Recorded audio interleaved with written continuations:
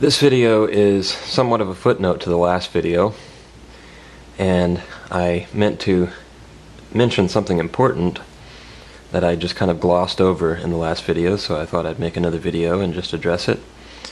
When we were using our differentiability of our power series to find this series here as an elementary function, that's the series from 1 to infinity of x to the 3n power over n, we determined that our elementary function was negative natural log of the absolute value of 1 minus x cubed.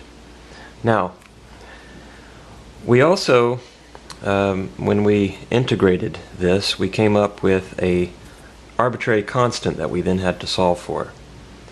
And in order to do so, we set x at equal to 0. It's important to note that 0 is within our interval of convergence. That was kind of the point I'm getting at here.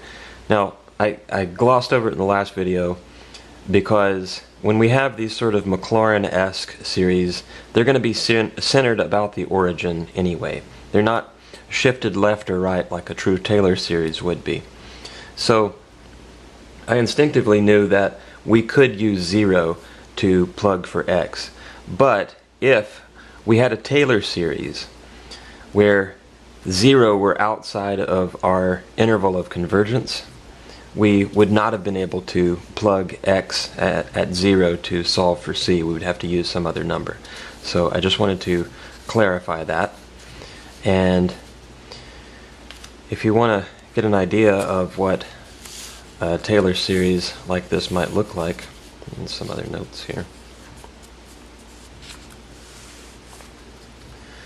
Well, we would just be shifting x either left or right, basically.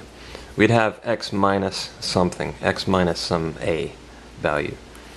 And so if we wanted to write this as more of a Taylor series, we might have the sum from n equals 1 to infinity, and we could just set x minus 2 or x minus 3, and that would shift it along the x-axis